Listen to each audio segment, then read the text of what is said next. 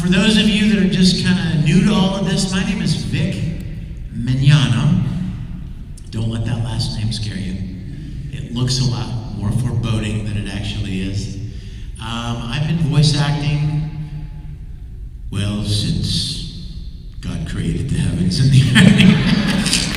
I've been voice acting for over 25 years. I've done over 400 different anime series and video games. And my favorite part of all of it is you. I don't want to get serious right away, but I'm going to. I'm gonna be straight with you, okay? You guys, anybody ever attend my panels before? Then you know how it goes, right? I love sharing important, powerful things. I love talking about fun things. I love talking about Oran High School. I love talking about Vampire Knight, Full Metal Alchemist, and Star Trek, and of course, Star Trek. But you know what?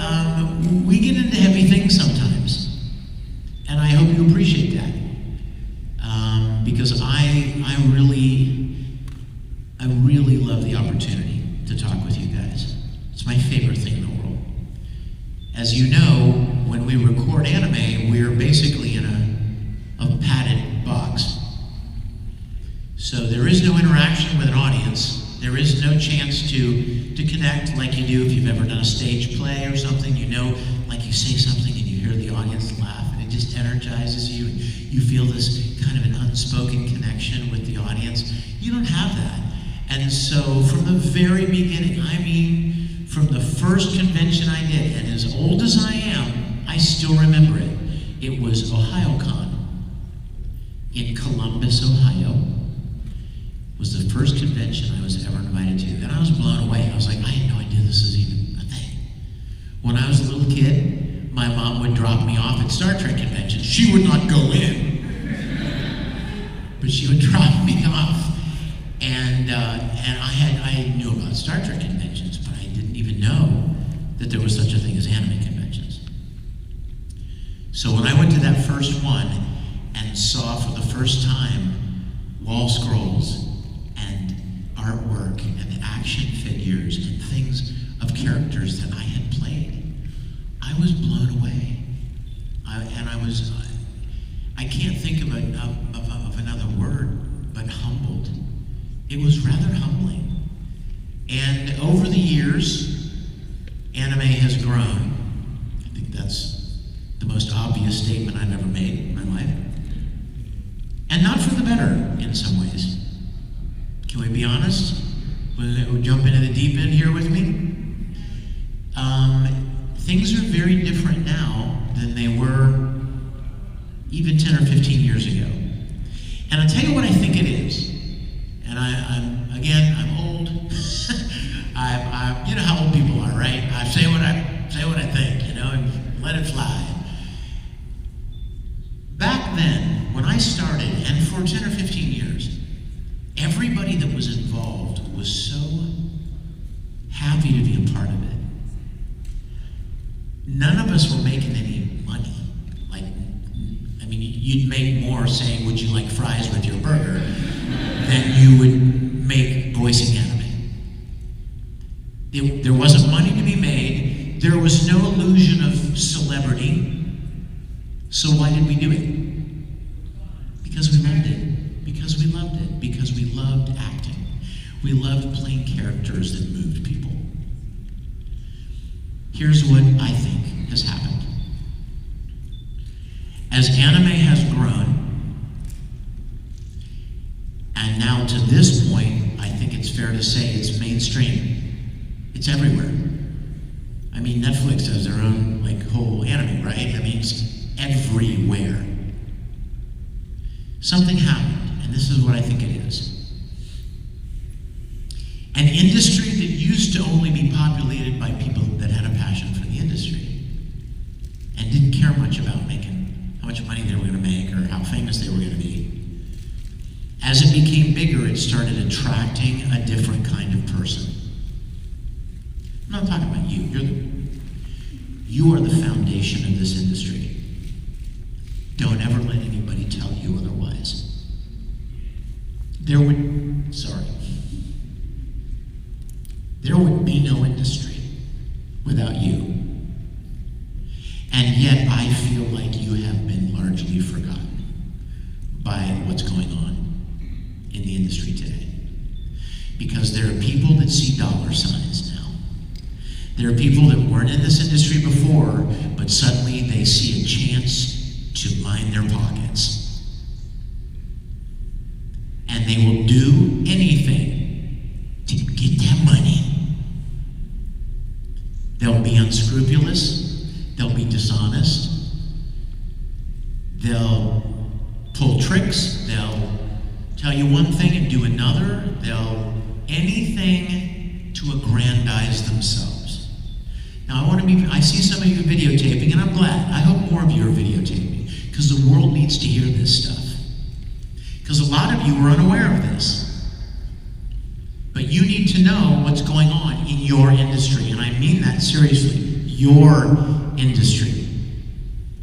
A lot of people in this industry have forgotten how grateful they should be that they ever were blessed enough to get a chance to voice act for something.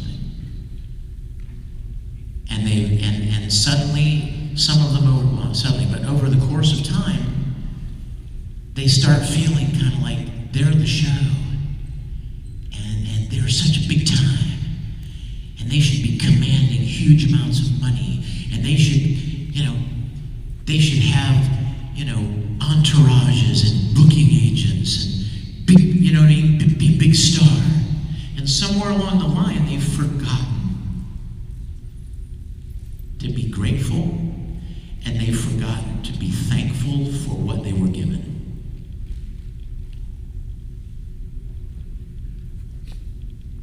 I'm sorry that it's that way.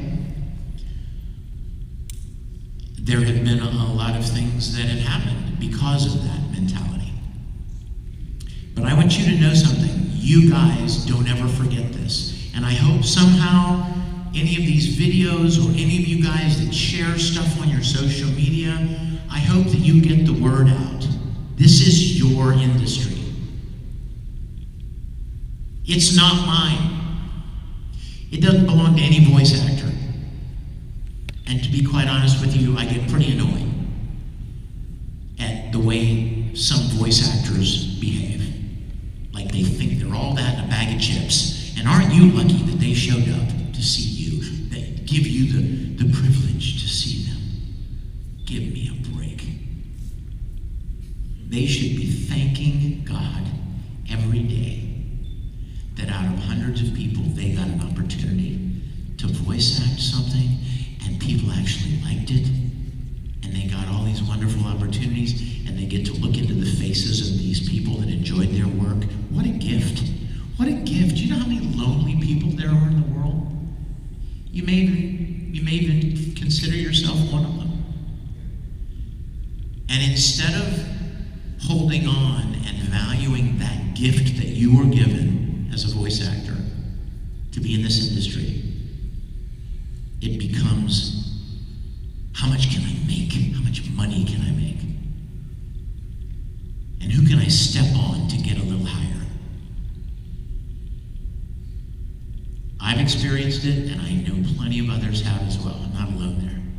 So, I just want to say that. We're going to get to fun stuff too, but I've been waiting for the opportunity. Because after COVID, what was one of the first things that got cut from conventions?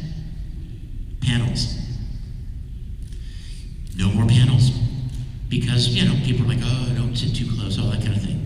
And so this chance to talk with somebody whose work you enjoyed, to ask questions about the industry, to ask questions about Star Trek, it always works in there somewhere, right? That was gone. It was pushed away. And then it just became, oh, you're gonna sit at a table and sign autographs with your mask on, right? Keep your distance and all that kind of stuff. I personally am very grateful for this.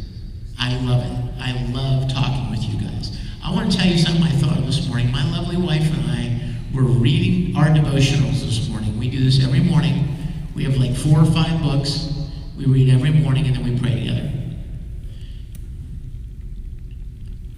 And a thought formed in my mind, so I didn't tell her, but she's like, you didn't tell me. No, I didn't. But a thought formed in my mind that I wanted to tell you. I hope this comes out right, the way that I hear it in my head. When I look into your faces, I see God in you. I see the divine, because every one of you are beautiful creations in your own way. And I am so blessed to get to talk to you and interact with you. And I value your whatever interest you have in any work that I've ever done. And I've said that off and on for years, maybe not quite in that specific way, but I've said that for many years.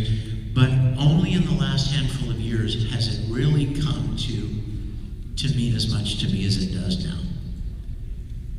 That money is spent and gone, right? Celebrity comes and goes. Most everything in the world can come and go that quick.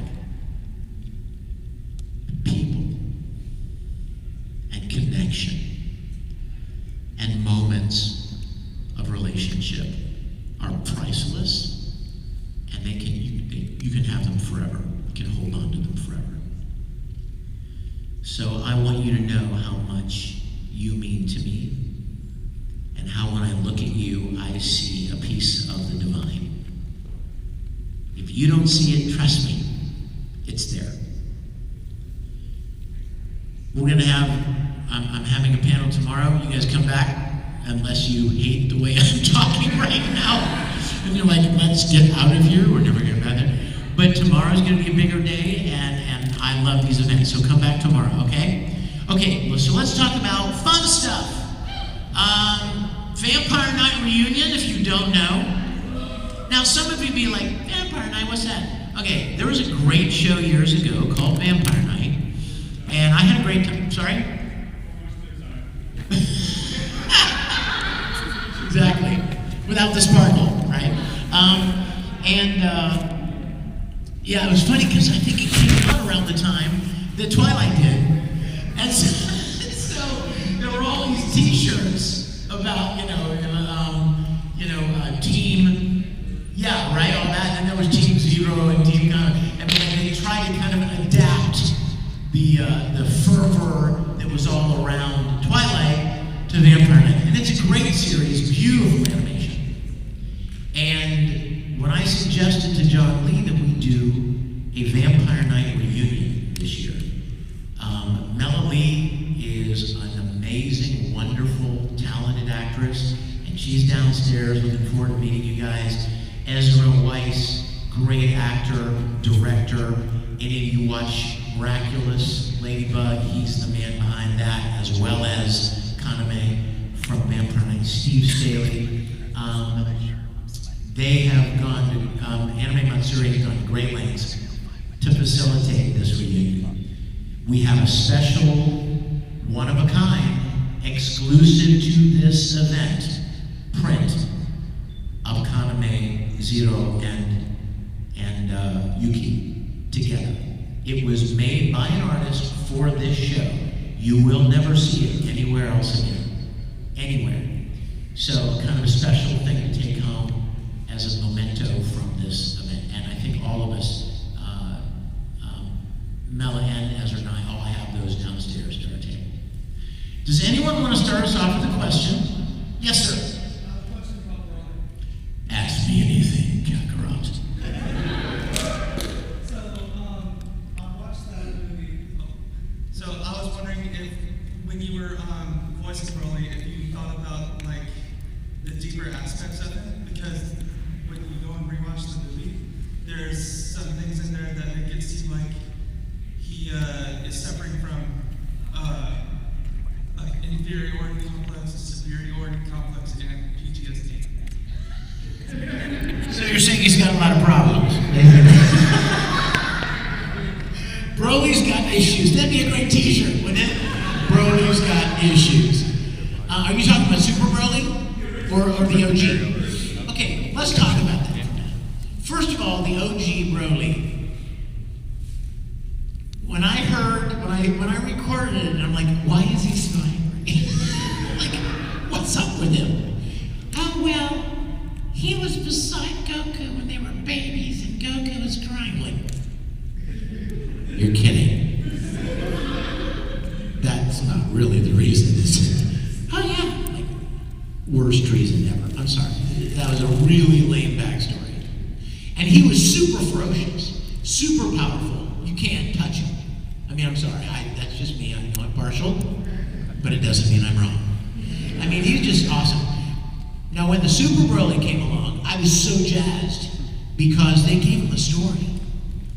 And it was a much better background story for why he was the way he was.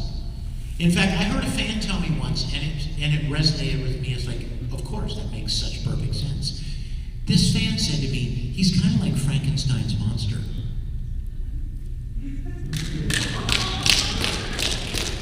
I'm like, heck yes he is. Wow, right?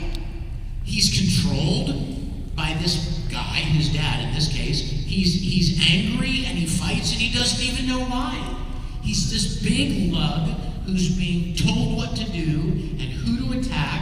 He's exiled to this planet alone. His only friend, Ba, his dad shoots and alienates him. He loses his friend, right? I mean, that's a great story. That's a great story. But as for the OG, I mean, he's just vicious and powerful. But all the best quotes are the OG. Every time somebody has me sign something for Broly, they're like, could you write a quote? I'm like, yeah, sure. Every quote, like all the best quotes are from the original. I'll say, what do you want me to write? And they'll be like, could you write a monster you say, no, I'm a devil? I'm like, yeah, that's the OG, but I'll write it. Like, can you write, I'll bathe in your blood? Absolutely. OG again. Can you write, you Kakarot, I choose you to be the first of my victims? Yes, I can. OG again. Can you write, is that another word for coffin? Yes, I can. I'm Kakarot, how much do you love your son? Yes, I can. All OG. Because when the Super Broly fights, he doesn't talk. He just fights. But the OG Broly's talking smack the whole time that he's fighting.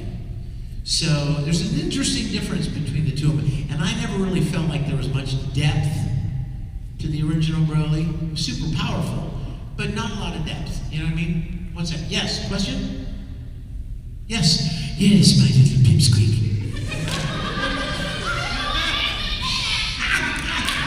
I didn't say that, kid. Calm down. How are you? You know who this is, honey? This is Beta Vez. Hello, everybody say hi to Beta Vez. Beta Vez came from San Jose, California. She is a wonderful young lady and a very supportive young lady. I'm so glad to see you. You're taller than I imagined, but you look great. What is your question? Okay, so this may go back some years, so like way before anime, but what was it like doing a video called Twice Given? You mean that movie? Oh my goodness, that movie. How did you know about that? Of course. She's talking about a movie that I did my senior year in college. So basically before any of you were born. It was called Twice Given, and it was based on a true story. It was a Christian film. Don't get scared. It was a Christian film, and it was about an evangelist who would preach and go around and talk in churches and things. And he took his wife and his eldest son to Israel, like a tour group. They took a tour group to Israel to see the Holy Land and to see all, to visit all of the historic places. And while they were there, his wife contracted bacterial meningitis. And it was bad. You're in another country, 20 some hours away from where you live. contracts this very bad disease. They fly her back, and he's an evangelist. He doesn't have a lot of money. And they're like having to have all these tests, and they keep getting these bills from the hospital. He's like, I don't have this money. And it's a miraculous story of how God provided the money. Like the moment he'd get a bill for $13,000, and he's like, I have $200 in my bank account. What am I gonna do? And somebody literally shows up, or an envelope comes in the mail for $13,000. I mean, like an amazing story of faith. And I was a senior in college, and the production company came and did auditions at our school, and I got cast in the role of the oldest son, Tim Williams. Do I look like a Tim to you? I don't think I do either, but okay. And so they flew us all over to Israel. How cool was that? Like, you get a free trip to Israel. That would have been worth it already. But I'm glad you asked about that, because it's still floating around out there. If you ever sit in front of your computer one day and go, what was the name of that film? What are you doing? What are you even doing, Galaxy? What are you doing? What is that? Security? Security. We're breaching security. Leave it to you. Check it out. It's a sweet story, and it's an encouraging story. The world could use more encouraging stories. Am I right? Question? Yes, sir! With the fan, can't beat that. Dude, you look awesome! Can I sneak through here? Thank you. Okay. I didn't even figure out how to work this question. I watch dubs, obviously, and I've noticed through like the decades there's different cadences for certain actors, or just every actor. Like in the beginning, probably around the 90s, it sounded more amateurish or something, and in the 2000s, it's more refined with like OVAs, more sincere. I think now we're probably in a more, lack of a better term, TikTok sort of cadence where it's like, oh, kawaii desu, or whatever, you know? What's your thoughts on, because you've been in the industry, what's your thoughts on noticing the different ways that actors are like portraying their roles? Like, do you think it should be more sincere, or a little bit more lackadaisical, or like, what's your name? Quincy, thank you, brother. Great question. You guys, this is an awesome question. Let me tell you this. First of all, I'm all for authenticity.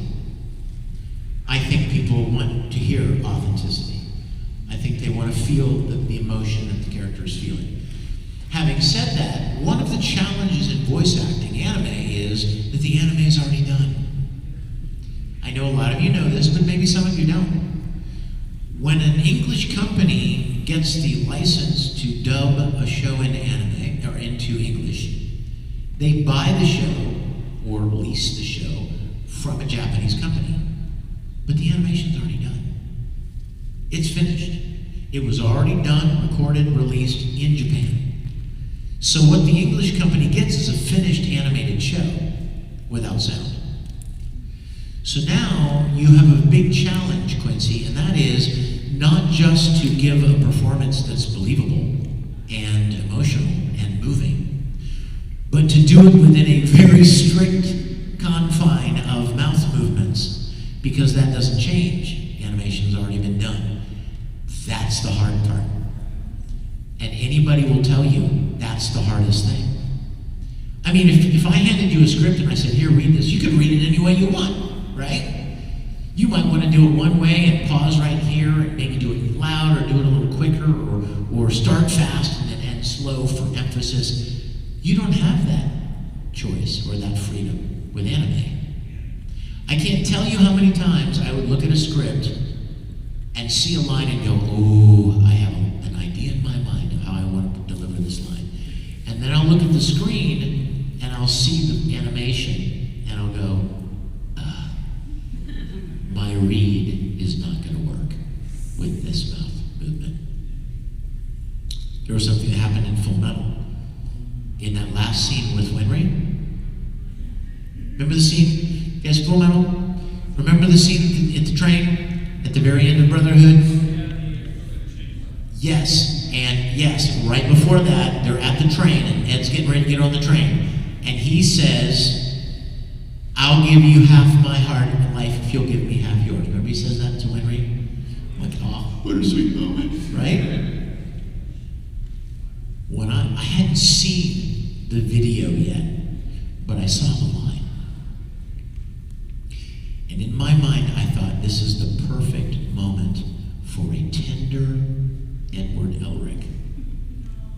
Not a loud, brash, smart mouth, but a tender Edward Elric who appreciates this girl who has been with him from the very beginning, bailed him out plenty of times, right?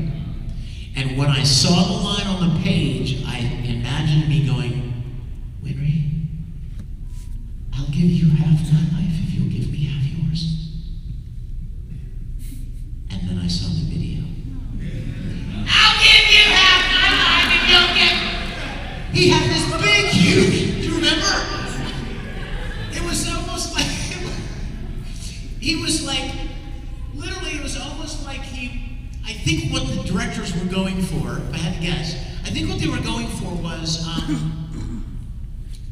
that he was mustering up the courage to say it. So it's like, I'll give you half my life, you go give me half yours. I said it, right?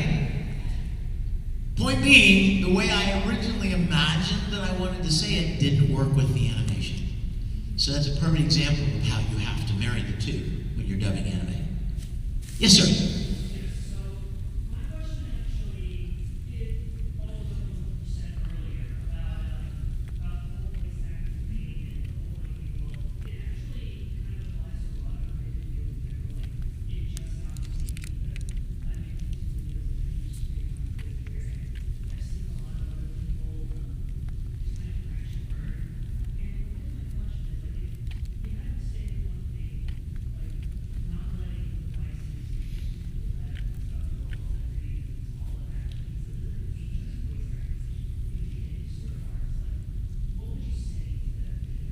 Did you guys hear that?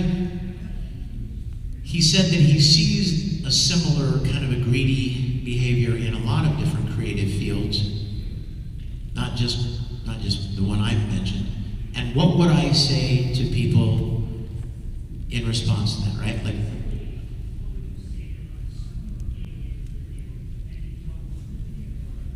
wow, what would I say to someone getting into the field?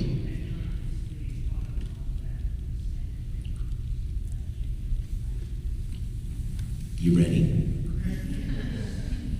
Buckle up. No, it wouldn't be that.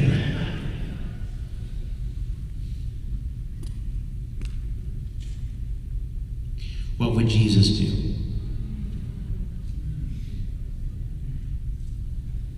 You know that you've heard of the golden rule, right? A lot of people don't even know that's in the Bible. You know?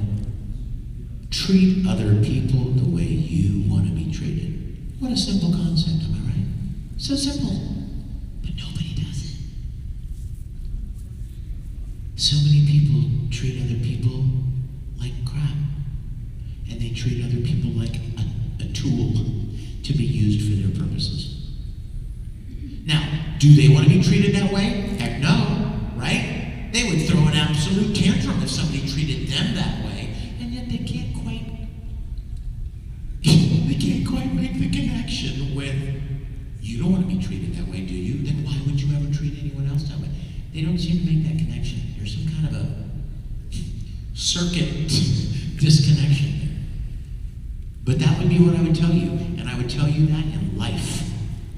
Not in any particular field, not in any particular profession. The world would be a very different and a much better place if people followed that simple rule. Do you want somebody talking garbage about you? Of course you don't. Then don't do it to them. Do you want somebody ripping you off? Of course you don't. Then don't do it. You see what I'm saying? It's like a 5-year-old could understand this, and yet people are so caught up with their own greed and and their own desperate desire to get ahead, to make a name, right? That they just completely blow off any sense of kindness or ethics to other people around them.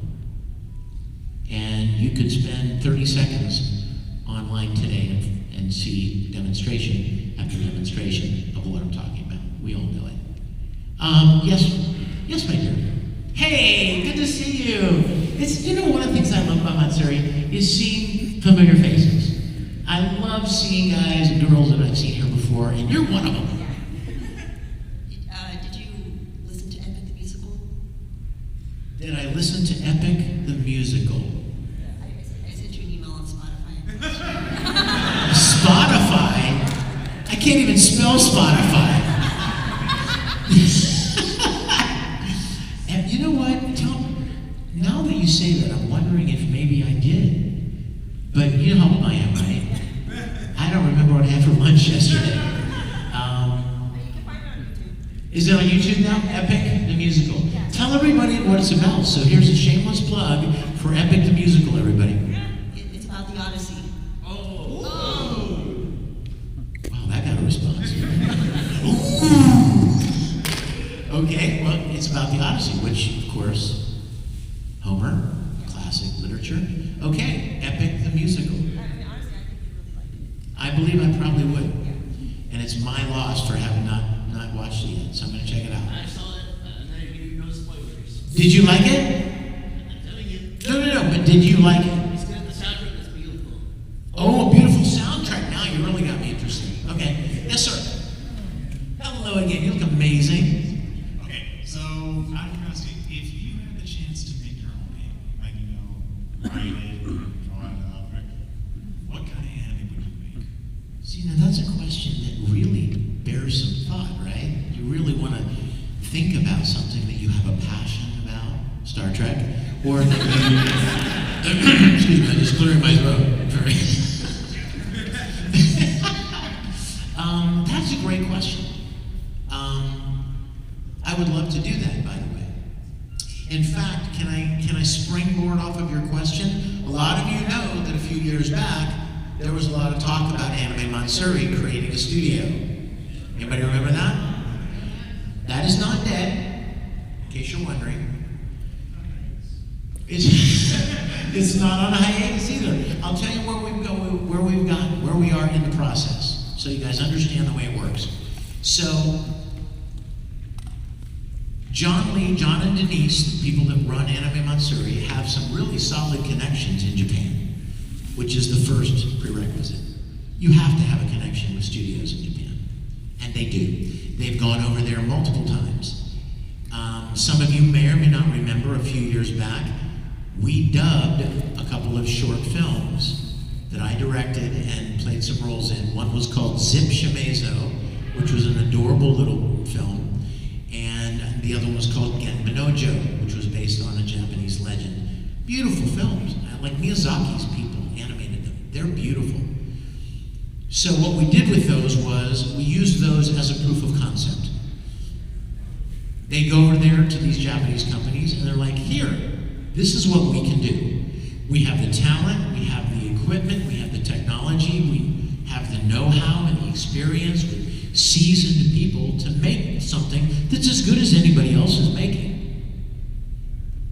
And that was the entrance into conversations with these Japanese companies. The next step was getting them to agree to let you dub a show. And several companies told John Lee, oh yeah, absolutely. We've got a whole bunch of licenses that we'd be happy to let you dub for a certain amount of money. You knew where that was coming, right? And that's where we're trying, that's the hump we're trying to get over right now. Is to get the finance, somehow, funding, financing, investment, to be able to get a license to dub it and make it available to you.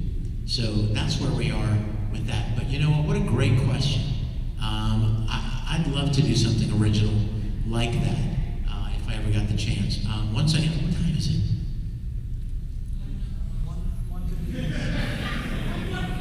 1:51. Okay, I have just a few minutes left because I got to get back downstairs to my table. But yes, sir. Prison.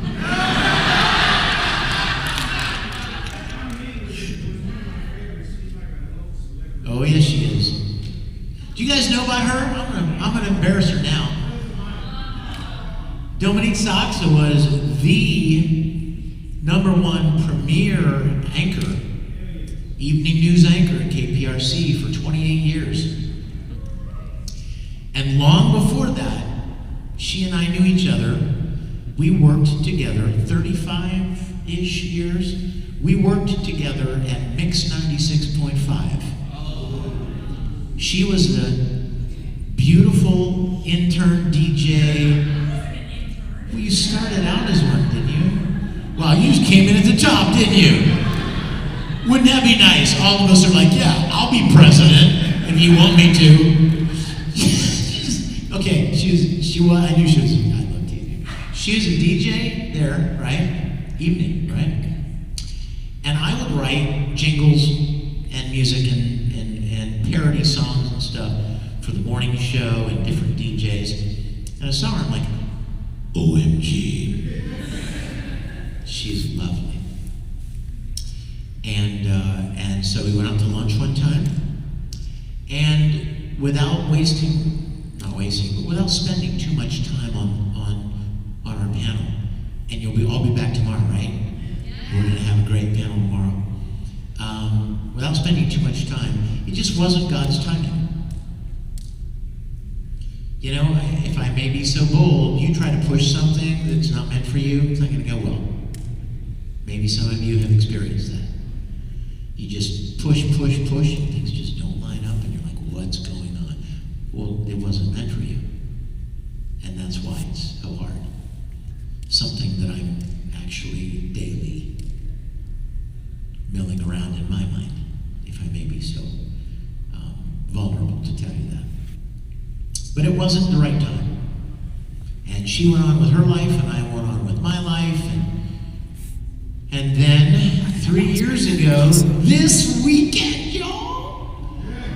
This weekend, 3 years ago, August, well, it was the whole weekend, like 11, 12, 13.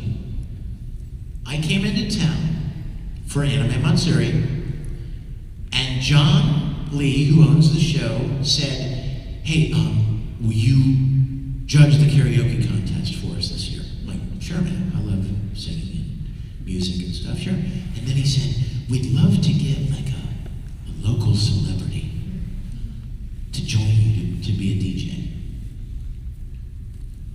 I was like, well, I mean, I haven't lived here in a long time, but I used to be friends with Dominique Saxa. You know Dominique Saxa? Totally, that's what he said. I was like, well, yeah, we were friends like a long time ago. I mean, every once in a while I'd come into Houston for an event like this, or OniCon, or Comic Palooza or something, and I would text her and just say, hey, hope you're doing well. It's your old buddy Vic. Just want to say hi, I'm in town, just want to say hi. That was it. And so he's like, you know her? I'm like, yeah, but you know, I mean, I don't know what's going on in her life, you know? And he said, well, will you reach out to her? I'm like, okay. So I texted her. And she had just gone through some difficult challenges in her life. Her mother had just passed.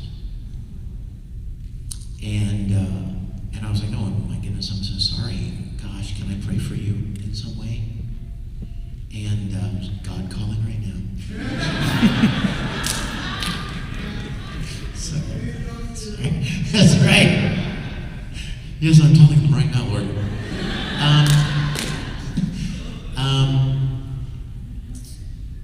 I said, my goodness, you know, and so obviously she said, look, I'm not really in a place to judge a karaoke contest, understandably. And I said, well, you know, if you need someone to talk to, I mean, I didn't know where she was in her life. But I said, you know, if you need someone to talk to, you know, just want to sometimes you can shut down. And I'll bet somebody in here knows what I'm talking about. You go through tragedy and you shut yourself away, and you close the door, you turn off the lights, you shut yourself off from the world. Bad idea, by the way. Don't do that. But she said, you know what? She thought to herself, my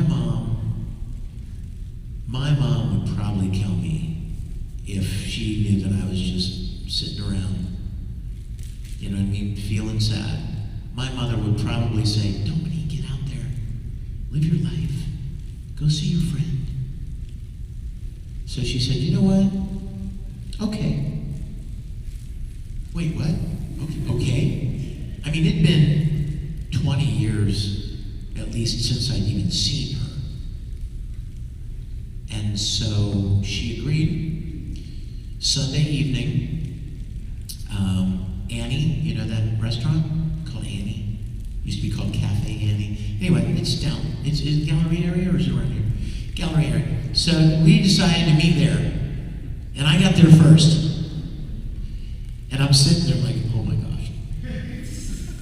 And she walks through the door, and it was like no one else in the world existed.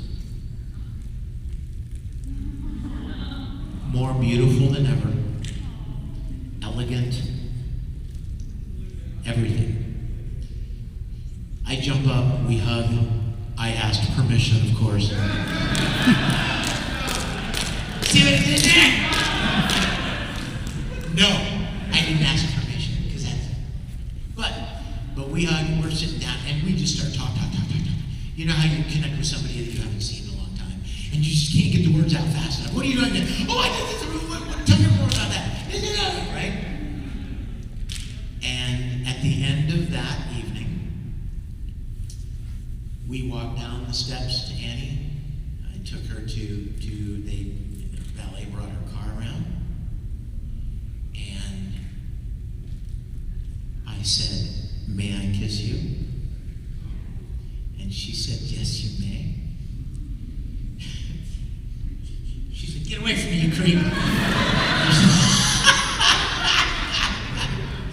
She said, yes, you may, and we kissed, and then we started dating, and haven't looked back. And every day is sweeter than the day before. Yes, and it's all glory to God. And once again, remember we talked a few minutes ago about timing? When you try to push something through and it's just not right, you're gonna encounter nothing but obstacles.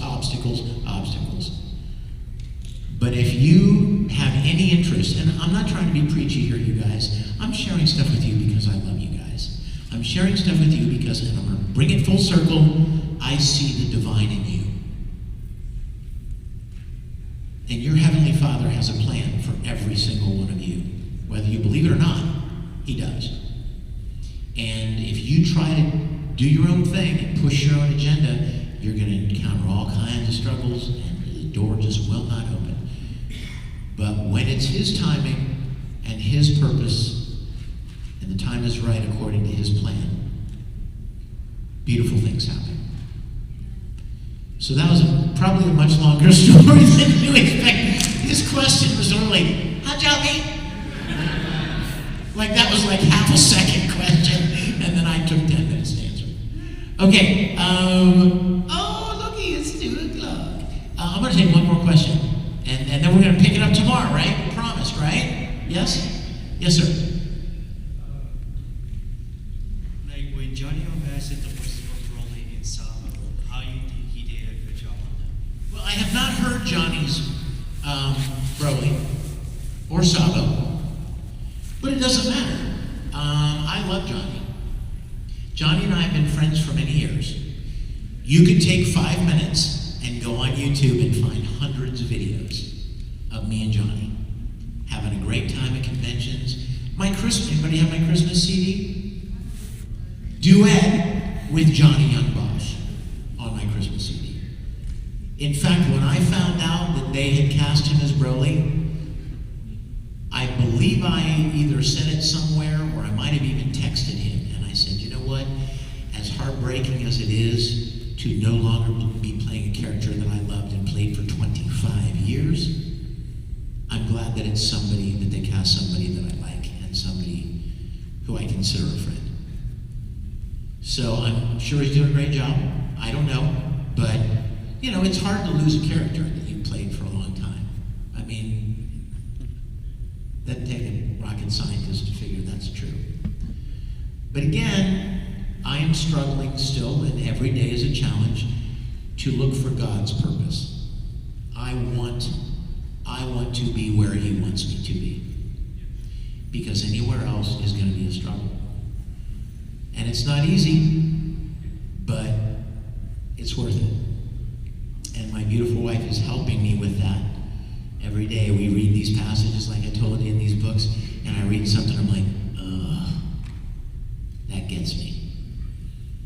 I feel how that connects to how that relates to me. Okay, we're going to see you tomorrow, right? I'm heading downstairs to my autograph table.